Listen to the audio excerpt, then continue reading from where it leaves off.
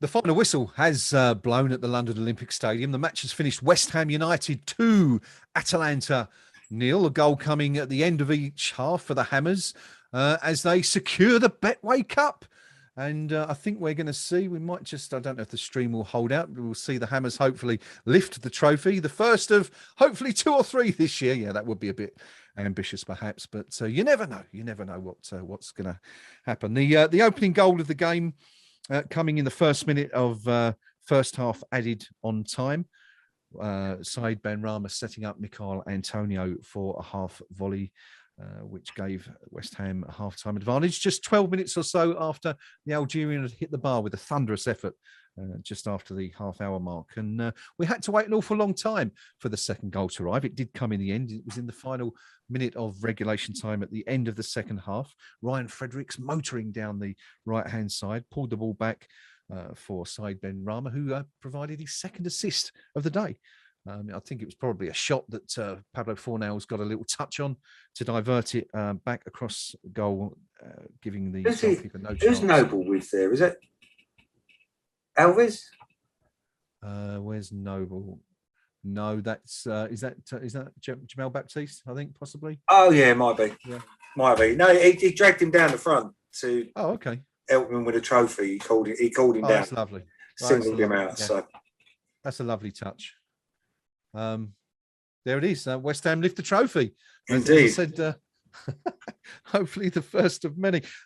DL, it's pre-season. It's a friendly. You know, you're never going to get both sides, especially this close to the start of the season, going hell for leather. But what did we learn, if anything, from what we've seen today? What I've learned from it is there's quite clearly the team spirit is still there from last season. That is there. It's all smiles. Even if we'd lost, I think that would have shone through. So I don't think it's simply because, you know, we won a friendly 2-0. I think there is, which to me, I think team spirit is so important. You know, it's like being in a workplace. You just need one rotten egg, and somewhere that was once excellent to work is all of a sudden a chore getting up every day to go and see. And that's, again, something that Moyes has instilled into the squad. Again, nervous about the lack of bodies, but ability, performance-wise, I think that we're still there. I do still think, from what I've seen, we looked a bit shaky at the back against Celtic, but we didn't really have the protection that we had today, missing Rice and Souček. So I think we'll be all right. We are short of bodies. That is really my only concern going into the season. No striker, a little bit short at the back. Other than that, I don't see any glaring holes in the squad. I really don't. Apart from striker and left back, striker and centre back. Yep. Which should be addressed. I'd even go and sign another winger so that we can have Bowen as a centre forward. Interesting. Okay, well, we'll come back to that in just a minute, actually, because I think we just want to have a quick chat in a few moments about potential signings before next week. But before we do that, let us know, what did you take away from that game today? Steve Palmer says team spirit, definitely. He took that away as a positive. What else did you see that made you perhaps a bit more hopeful for the coming season? Not that we have any reason not to be hopeful. You know, we've got the Europa League and the Premier League, as well as the two cups to tackle this year. So it's we're all looking forward to a good season. But yeah, let us know, what else did you take? Did you see any glimmer? Was it perhaps a player who stood out for you today that you've been hoping would look good this year, or was it just something like the team spirit, or the tactics, anything like that? Let us know what you thought. I'm going to have a quick look before we carry on at the KUMB Forum, DL, just to see what some of the natives are saying. Are you on there as well at the moment? I'm on there now. Yeah. I'll go over to you then. You can back to 4:50 10 minutes ago. Ethan Addington. There's only a few minutes left, and he's enjoyed it. And he's right. He says it was actually a professional performance. I don't think we had anyone booked, did we? And didn't really give away that many free kicks, which again, you can't really judge too much on a friendly. But we kept our shape. The back four kept in shape. The midfield kept shape. And he's spot on when he says, I'm just trying to get on to the next page, but it's just loading up a little bit slow. Yep. Which will change in September, I've read. Yes, apparently so. We're on the move again. Yeah.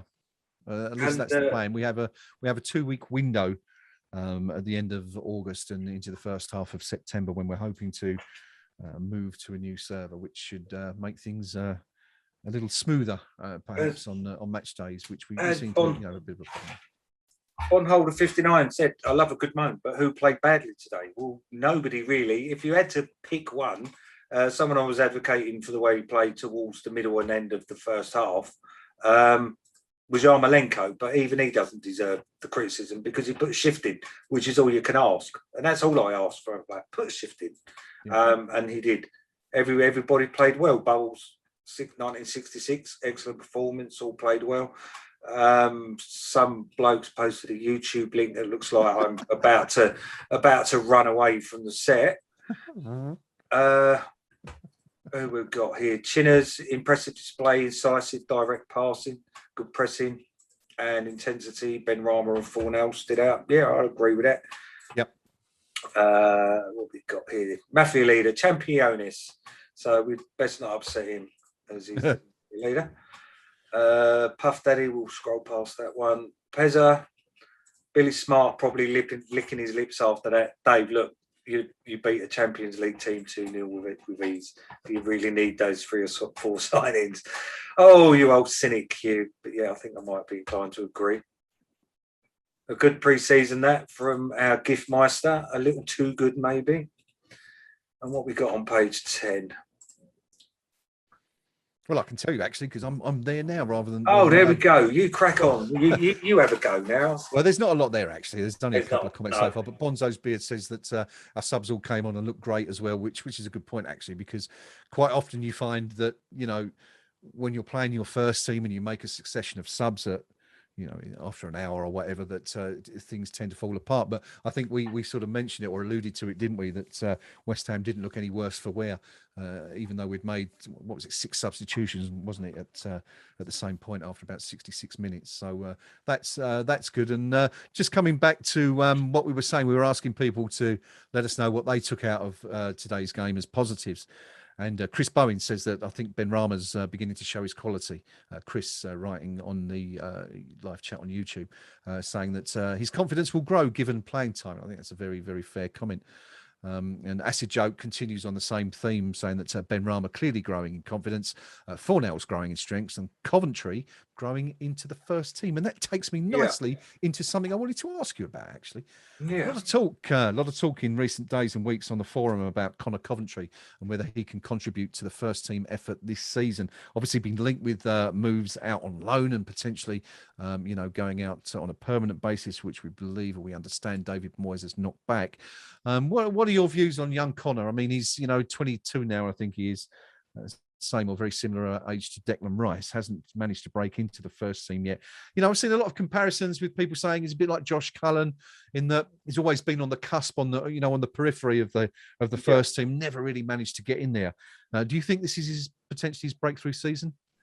I don't like saying things against our youngsters, but when our managers had to block a move to Peterborough, I think that really says all you need to know. Really, when you've got when you've got Peterborough coming in for you, I hope it goes on like a lot of our youngsters. I don't like seeing our youngsters go, but I'm also proud of the fact that the lower leagues are littered with players that have come through the West Ham Academy. You've got to be pretty special nowadays to get with the influx of the foreign players when the Premier League and the Sky Money first started coming in, it has reduced the opportunities for the young players because we've been able to go out and buy talent cheaper from abroad. Yep. A talent that doesn't arguably mean that they're better players per se, but they're different players. They're more technical and the game's evolved. So to break through as a youngster nowadays, it's very, very hard. But you can still go on and have a good career in the game. And that's what I think Coventry's going to be one of those. Another Josh Cullen, another Freddie Sears. You know, the list is endless. You've got Dan Potts. You've got Luton that is full of West Ham, ex-West Ham players. Ex-West Ham, isn't it? Yeah. You know, so just and all that played there. I don't think he's good enough for the Premier League, but he's a good enough player who, again, we can follow at a lower league player. It's yet another one that's come through our conveyor belt that's going to go on to have a good career in the game, which makes me happy. So. Yep. I mean, it's you know, I think he's very, very talented, clearly, but you know, as you say, the step up from playing under 23s football and then going out on loan to becoming a first team regular at Premier League level is enormous, isn't it, these days? Simply because we have the pick of you know, the best players in the world, essentially. You know, there's only a handful of players that are really out of our reach. And it's always going to be tough for any youngsters to break through in those circumstances. But we hope he does it, of course. He's one of our own, and he's come through the ranks, and we'd love to see him do it, but again, I'd be proved wrong. But you know, there's many players that get released. Look at Dean Garner. You know, this time last season, people were like, "Oh my God, what a mistake we've made!" And then come the end of the season, he's barely featuring for West Brom, and we've just qualified for Europe. You know, we're fans. What do we know? At the end of the day.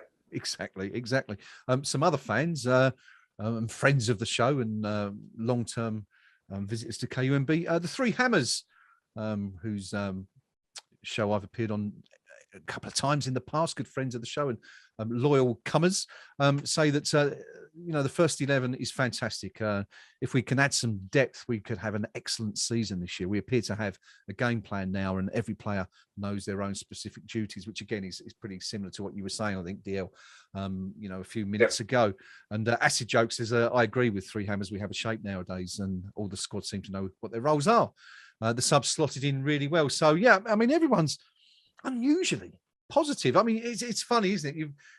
On the one hand, everyone's really disappointed, I think, with the transfer business or lack of that's been done so far this year. But, you know, we've watched West Ham in pre-season. Of course, you can never look at pre-season and take that as a barometer for what's going to happen in the coming season. But, you know, as we know, if you look back at the Avram Grant season, oh God, yeah, game didn't we in pre-season and ended up finishing, you know, bottom of the top flight for the only time in our history.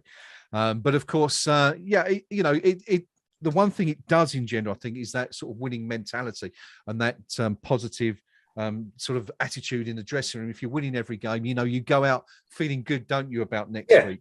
It's the winning mentality. Whether it's a pre-season friendly against, you know, a non-league side, or like today, winning is winning. It gives you a buzz. And with the team spirit we've got. But if you don't mind just reversing a little while, you was talking about Josh Cullen and Connor Coventry. Yep. Somebody had flown under the radar, as the cat has said on the YouTube chat. Ben Johnson, another academy product. He is a deceptively good player. I was singing his praises last season, if you remember. But to me, I think he's the real deal. Obviously, Rice is one. He's verging on he's going to be world class. But I think Ben Johnson is going to be not world class, but I think in a season or two, I think it'll be us talking about hoping we can keep him, because I think Ben Johnson will be the real deal. What is he now? He's 20 now, is he? 21. I mean, this 21. is the thing, isn't it? Yeah. I mean, he's 21. He was 21 in January, so he's still got quite a way to go until, you know, we're going to be talking mid-season before he reaches his 22nd birthday. And he's one of those kids that, let's say kids at 21, but young players that seems to have been around for years and years, doesn't he? Yeah, there was third season was it under Pellegrini? He made his debut, wasn't it? I think. Oh, it would have been. I'm going to cheat here because I've got his stats up here, but I think his first game was it was in that 2018 against Bristol Rovers. I think he made his debut in the 2-0. Oh no, that was sorry, it was at Man City, wasn't it? Against Man City. Yeah, that's right. In the 1-0 defeat, he came in, and so where are we? February 2019, 2.5 years ago. So yeah, like I'm saying, he seems to have been around a while, but you know, he's another one that's on the edge, isn't he, of the squad? And last year he sort of started well and then went off the boil a little bit. But you know, I think you've got to remember he is still only 21 years old. Yeah, and he's going to be a phenomenal talent. He's where I'll be putting my eggs into one basket with, to be honest. We can't compare the age groups to what Rice is. He's an anomaly, you know. You got to look. He's like Noble, who just somebody has come into a squad at a very, very young age and taken it like a duck to water. Yeah. Ben Johnson. Oh look, we've got a gnome in a mask. I was just about to say, speaking of phenomenal talents, well, we couldn't find any of our own, but here's gnome. How you doing, buddy? How did you? How was your day? Yeah, very nice day. Dad's first trip to the new place. There's Jeff as well. Hi, Jeff. How are you? Good, thank you. There's my dad. Dad's meeting in the corner there. And Gnome Senior. He's waving hello. So, what did you? What's your over? What did you take? We've been asking people what they took from today's game. What did you make of it, really? Very, very much a pre-season friendly. Yep. Not entirely sure. I'm very unfamiliar with the opposition, so I'm not entirely sure if people were selecting the number 88 and 99 shirts of choice, or if they were literally that far down the pecking order. But yeah, as the first half wore on, we looked the better side and had the better chances. Yeah. Second half was just a bit of a mess, really. As I think everybody got swapped, didn't they? I think apart from, well, I understand we missed the second goal because I've got to get these back to deal with engineering works. Yep. So we were halfway across the bridge as the second goal went in. But yeah, I mean, yeah, much is to be expected. Hopefully no injuries, which is the main thing. And hopefully something a little bit more up-tempo when I go up to Newcastle next weekend. If you, I mean, again, as you know, because you're usually here in the studios with us every week, or our own studios, or bedrooms or whatever. But we always ask for the team's man of the match. Who stood out for you particularly today? Ben Ramos stood out. I think he got the man of the match in the ground as well. We could hear that being he left. So he looked sharp. Yeah. Antonio was, sort of putting himself about a little bit, and I wouldn't argue with Ben Rahman myself. Okay, good stuff. I mean, we also felt that pushing him close for that Man of the Match award was Issa Diop today. We felt that he looked pretty good, and another one that, of course, all of us have been quite concerned by in recent months. But we thought he did a good job today. Did that come across live at the stadium as well? Yeah, he looked tidy enough. Yeah. I'm not sure how much more of me you're going to get because the tube's about to leave. So okay. Dale played well. Dawson did all right as well, I thought. Yeah. But again, pre-season friendly, everything's got to be tempered by that, really. Of course. I mean, one question I did want to ask you, I'll get this in now if we're potentially going to lose you shortly. We wanted to know if there was any abuse or anything hurled at the director's box, because there was sort of rumours of it coming up. But I noticed, no. Okay, good stuff. Good stuff. Yeah. Just I noticed anyway. I mean, if there wasn't, I certainly didn't hear it. So. Okay, you said it was pretty much standard pre-season fare. What do you think we learned, if anything, from that game today? We said Ben Rama. Yeah. And I think that could be the end of Gnome DL. Not literally, obviously. That would be quite hard. But but that seems to work well. There we go. Yeah, I think I'm about to go. So I'm going to wave goodbye because things are getting a bit flaky here. So, all right. You take care, buddy. Love to the family, and we'll catch up again soon. Bye. That's no. I'm sorry, dear. I was going to throw it over to you to see if you had any questions for Gnome, but unfortunately we've had to let him go anyway. But yeah. So I mean, are you surprised at all that there was no sort of dissent or anything shown inside the stadium, but towards the directors? No, I'm not surprised because it was a lovely summer's day. It's the first time the ground's been full for absolutely yonks, and I've said before, I bump into when I'm out and about. I wear a West Ham top and stuff. If I go to hospital appointments, Yeah. and I talk to people who are in the waiting room that are West Ham fans. Turns out they're season ticket holders, and I think the level of distaste, disgust, hatred for them, or whatever that you see on social media, on the forum, on Facebook. Yeah, I don't think, apart from a loud minority, I don't think that the hatred is there among the fan base as a whole, and I think other people have alluded to that before as well. I don't know, it's strange, but to be fair, I don't think today was the day. Today was about taking the kids to their first game and stuff like that. See how the season starts. As I say, that's what I said earlier. We need to get on now. All the supporters are back. We need to have a good start to the season. Because if we don't, which we didn't last season, we lost our first two. Now, whether we would have had the season we had last season with supporters in the ground, and again, this isn't a criticism of the supporters, it's what football fans do. Before we got our first win, we came off the back of two defeats, selling Grady Diangana. Yep. It wouldn't. I don't think it would have gone well. The atmosphere would have been toxic. And again, before, if people want to, have a moan and say, "Oh, you're blaming the fans for our poor," no, it's not about. It's not about blaming supporters. It's how things go. It's simple as that. We would have been within our rights last season after two defeats in our two opening games, getting back to the ground and getting on people's backs and stuff.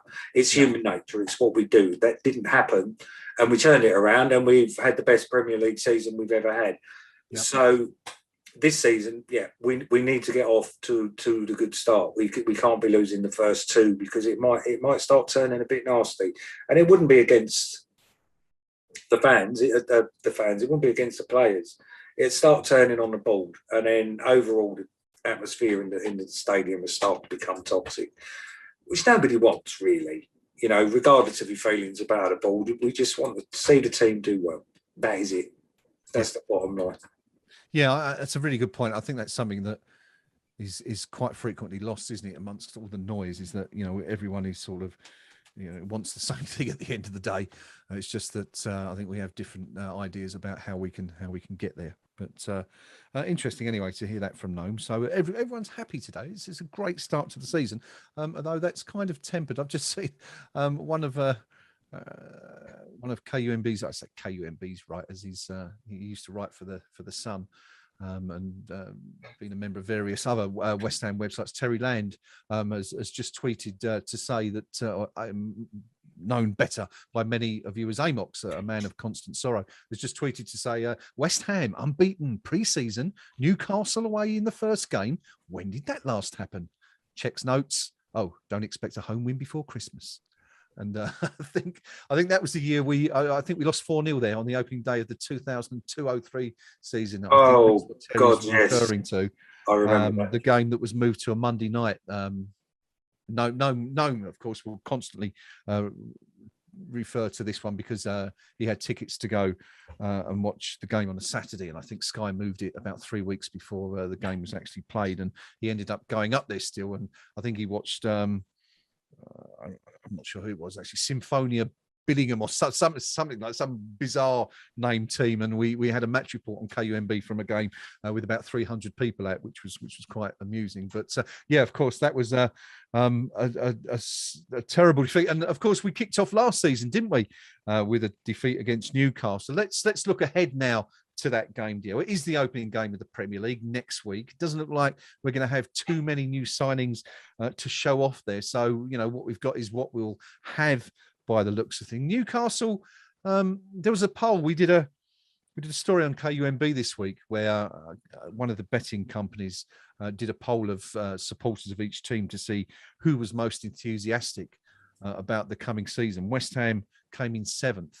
Despite the fact that we hadn't, bought any outfield players yet this season, the fans were still pretty happy about what they'd seen and optimistic about the coming season. Do you want to guess who was bottom of the table for optimism? Spurs. Well, I've kind of given it away. It was Newcastle. Oh, they did a similar poll last year, and they were bottom last year. Again, I guess that's something to do with the having Steve Bruce as your manager and you know, what's his face as chairman? I've forgotten his name. Mike Ashley. Yeah, Mike Ashley, of course. Thank you. As chairman, they're not happy, but you know, it's a cliche, but it is a tough place to go, isn't it? St James's Park, especially on the opening day of the season. They're a fanatic bunch. I know Newcastle very well, and they are fanatic about their. Oh, absolutely. It's Newcastle were one of our bogey teams anyway. I can't recall many victories against them. Obviously, there's the 8-1, was it, with the Alvin Martin hat-trick. Yeah. But there's not too many more that stand out. They seem to have this hex over us. Yeah. As Geordie Hammer would probably testify, he hates it when we play them, and it's. I think our record against them is pretty abysmal, isn't it? If you, I could Google it, but can't bother. You carry on, and I'll do it while you're. Fair point. But we seemed like last season we should have got points, but we didn't. We should have got a win. That last one, but before, was it? That's the one where Balbuena got sent off, or was it the one Dawson got sent off? No, I don't know. We got Dawson. No, it was Dawson last year, wasn't it? We when we lost 3-2, sent off in the first half. I'm saying this as if I'm reading this off, but I'm actually looking at it on the screen. Sent off in the 36th minute, of course. How could you forget? Yes, but no, they're just a bogey team. They're another Everton, aren't they? Yeah. Where Yeah. just don't seem to beat them that often, no matter how good or bad we or them are doing. Wasn't there the one when Lazaridis scored the winner? Oh, well, that was I mean, we drew 2-2, didn't we? And he scored that screamer, didn't he, from about 30 yards, whenever that was, at 96, 97, I guess that must have been. God, blimey, 30 years ago. Good Lord. We start feeling old. Yeah, I know. Do you want to hear the head-to-head? Yeah, go on. Okay. We've beaten them on 42 occasions. Yep. Every single one in the league. Haven't ever beaten them in the cup. There's been 38 draws, 36 in the league and 2 in the cup, and they've beaten us 57 times. So 15 more wins compared to ours. 54 in the league and 3 in the cup. Of course, as we said, they did the double over us last year, 3-2 at their place and 2-0 at ours. And I'm sort of going back to that horrendous day in 2002, 2003, Monday, the 19th of August, to be precise, when we went up there and was 4-0. But yeah, definitely one of those clubs. You're right. They are another Everton, aren't they? Or even a Reading, I suppose. Yeah. I thought the gap would have been bigger, to be honest. Yeah. There's only 15 more. What's that? That's still 7 years. Yes. 7.5 years. Yeah. Before we can get level. So yeah, they are a bogey team, aren't they? Who we got after that, by the way? Is it Palace, isn't it? I think. You've caught me on the hop there. Now let's have a quick look at the fixture list. No, it's Leicester before Palace.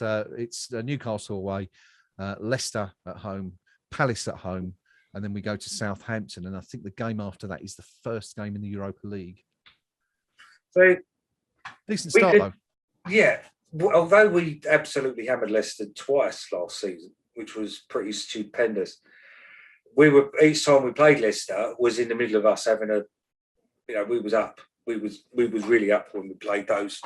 We was going through a good run of form. Now we could quite conceivably go into our third game of the season on 0 points again, which is where you get the old jitters.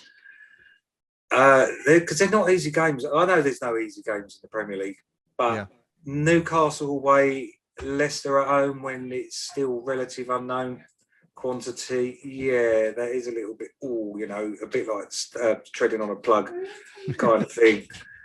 Yeah, you wouldn't really want it. You'd want a nice, easy one, wouldn't you? Really? Yep. The trip to Newcastle and then, I don't know.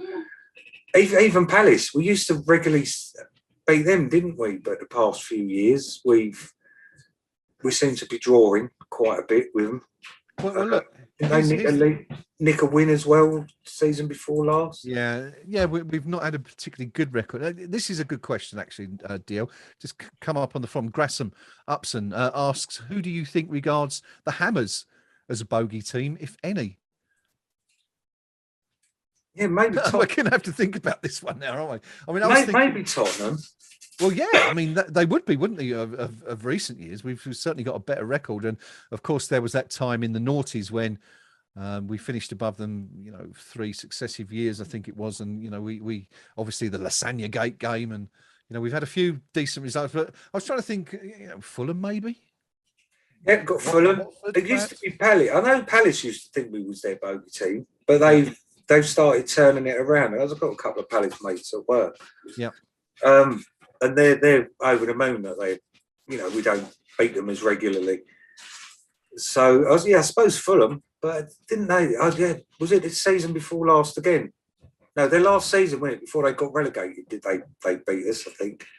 So that was. I'm struggling to think of anyone who we've really got the hex over, actually. And until you sort of start going down the football pyramid a little bit, and I don't know, but even then, it's quite worrying when you look at teams like Wimbledon and clubs like that, and Reading, I suppose, and the others. But yeah, I don't know. Well, let us know on the live chat. Is there anyone you think that Gresham? You asked the question. What do you reckon?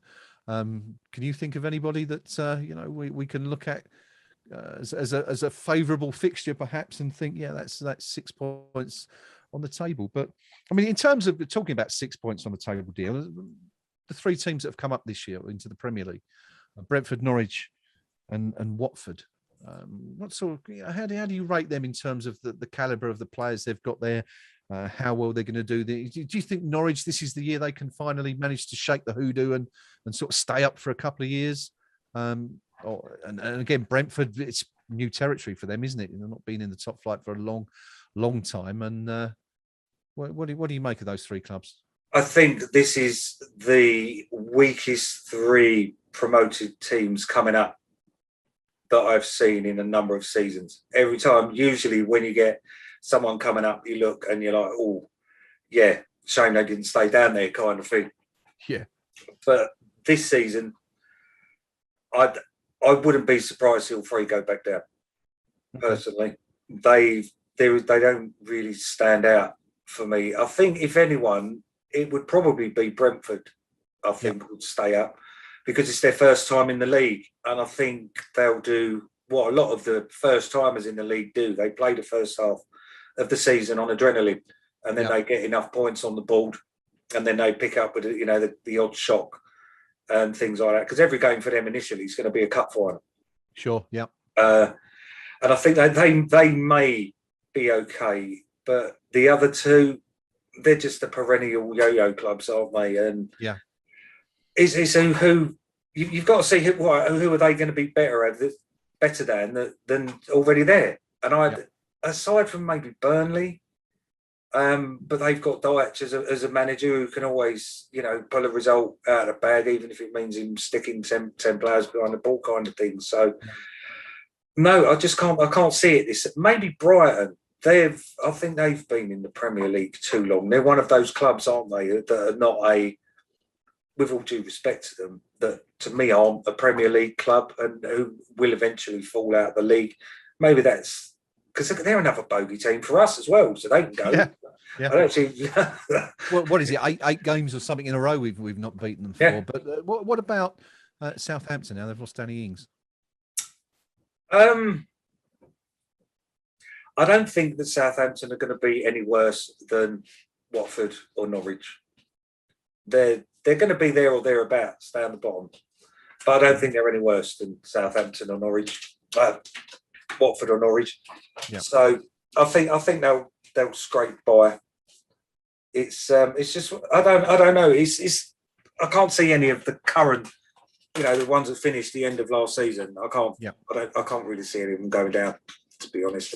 Maybe Brighton, maybe Burnley, hopefully Palace. And I suppose we're going to wrap up there anyway. But what about West Ham? It's difficult, as we've said all throughout the stream. You can't really base pre-season or base a theory or a prediction on what you've seen in pre-season. But it's gone pretty well, and we know we have a very strong first team. Where do you think the Hammers can or are likely to finish this year? I think we can finish in the top 7 or 8. I think we can do that. Whether we will, I don't think we will. I think it's going to be an average West Ham season. I don't think we're going to be anywhere near relegation. I think because of the added pressure of the added games of Europe. So apart from winning the thing, I can't see us qualifying for Europe next season. We'll finish, I think, anywhere between 12th and 7th, maybe. Okay. Nearer the top. I'll be happy with the top half finish, to be honest. I'm not setting the expectations on. So I'll be happy with that. We need to, if there's no more signings at all, then where do we prioritise?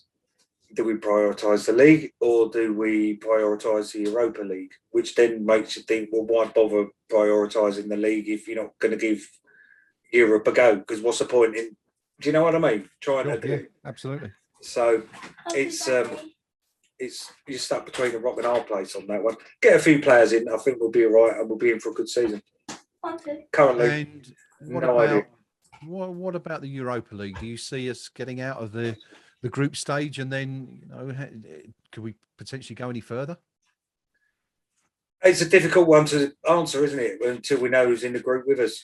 It is, and also until you know what squad you're going to have as well. Yeah, exactly. I can't make predictions on that. I mean, based on the squad, until I know who we're playing, the draw may favour us. We might be lucky and get one of those groups where you look at it and you think, oh, mate, or by the same token, we might get one of the Champions League teams that have dropped down. Or, I mean, I think we're going to get one of those anyway, aren't we? But I mean, it looks like at the moment the 12 teams that are absolutely certain to be involved, we're the 10th highest seed, and then you've got, there's 10 teams coming out of the Champions League qualifiers, 10 teams that won't qualify for the group stage. So you'd probably expect most of them to have a higher coefficient than the Hammers do. Yeah. So you could be looking at possibly being in the third pot. So you could have two very, very good sides and one weaker side. So it's going to be tough, isn't it? Anyway, which it is. But then we could also get someone like Celtic or Rangers, who've got a better European coefficient than we have. They're going to be dropping out the Champions League, I think, aren't they now, instead of Europa? They are, yeah. It's the luck of the draw. There are going to be teams of that aren't as good as us that are dropping out of the Champions League into the Europa. So hopefully we'll get them and not the shocks. I haven't seen the qualifying results of those that have dropped down, so I can't say if any of the normal perennial Champions League contenders, so to speak, that normally do reasonably well are going to be dropping down into the Europa this season. I'll have to have a look so that next time I'm a bit more versed up on it. So I did a piece for the homepage in the week. I'm just trying to find it now, but it's an absolute nightmare trying to work out the qualification. And you get your 10, you get your 12 qualifiers, of which West Ham are one, and then you get 10 teams come through the Europa League qualifying, and then you get a further 10 teams who fall out of Champions League qualifying. And we already know that there's teams such as Lyon and Naples, Lazio are in there. Leicester, of course, we can't draw Leicester. You can't draw two teams in the same league in the group phase. Marseille, we could be playing Payet's Marseille. Real Sociedad and Real Betis, who interestingly are both seeded below us. But you look at some of the teams that are still involved in the Champions League. You've got clubs like Sparta, who some of our players will know very well. Benfica, Shakhtar Donetsk, Monaco, Eindhoven, and then you've got clubs, as you said, like Rangers and Celtic as well. And then you even go down to clubs such as you've got a couple of real small clubs like an Azerbaijan club, Baku, and Lincoln Red Imps from Gibraltar. You wouldn't expect to qualify. But yeah, it's a real hodgepodge. You don't know who you're going to get, but it's going to be exciting, though, isn't it? It is, of course it is. It's another competition that we're in, and it's something that we haven't been in for yonks. I'm hoping that I can get abroad to a couple of the aways, but with all this COVID and amber list, and I'm not sure I want to risk it, which is a bit unfortunate. But if towards the end of it, travel to Europe's going to be easier, then yeah, might be interesting. Unless it's against the Russian team, then or an Azerbaijan. I'm not sure. Or an Azerbaijan. Like the journey, it seems quite a long one, but yeah, it's exciting though, isn't it? You know, it is. The potential of watching West Ham in Europe. It's been a long time, and proper, Europe, you know. Yeah, proper, and you know, we guarantee X amount of games as well. You know, unlike when we've been knocked out in the qualified stages before. You know, we got excited over that, even though it was against the smaller teams, you know what I mean? And now we're playing real European clubs, if you know what I mean. So, yeah, no, I can't wait. I can't wait. And I'll be glued to the telly when that draw's made. Yeah, absolutely. That draw, of course, is the 27th of August, which is I'm just trying to find out here, 27th of August is a Friday. That's the day West Ham United will find out who we face in the Europa League. Our 5 opponents in the it's 8 groups of 4, isn't it? Our opponents in the group phase. 6 matches guaranteed for the Hammers in the Europa League, and hopefully we can go a bit further and emulate what clubs like Fulham have done in years gone by. Yeah, and a long way in it. Who knows?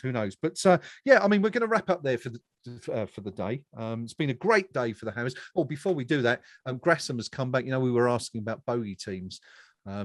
He says, I'm still struggling, but it certainly isn't Liverpool. or what's that effect? But yeah, there you go. Not many teams that we've had the hex over the years there for sure. But that's it today. It's finished in the final pre-season friendly of the 2021-22 off-season. West Ham United 2, Atalanta of Serie A 0. The goals coming from Michail Antonio in the first half, and Pablo Fornals in the second half, as West Ham sign off pre-season with another very decent morale boosting win. We're off to Newcastle next weekend. Well, some of us are. Some of us will be here. I can guarantee you that if all goes well, we'll be back here on Eyes Up Mother Brown once again for the start of a new season. And hopefully it's going to be another good one. Who knows? Who knows what lies ahead? But we're certainly full of optimism. And it's been a good day for the Hammers today. That's just about it from us. We shall see you all very soon. DL, any final words you want to drop in before we sign off? Yeah, come on, you Irons. Do we get one of those? You get too one old of for those. that now. Why not? No, I just didn't want to put the shoulder out doing it. There's a sign of the times. Thanks for joining us, everyone, on the live stream today. It's been great, as always, having you with us and reading out your comments. We hope to see you all again very soon. Until next time. Get on the forum at kumb.com. Come on, you irons.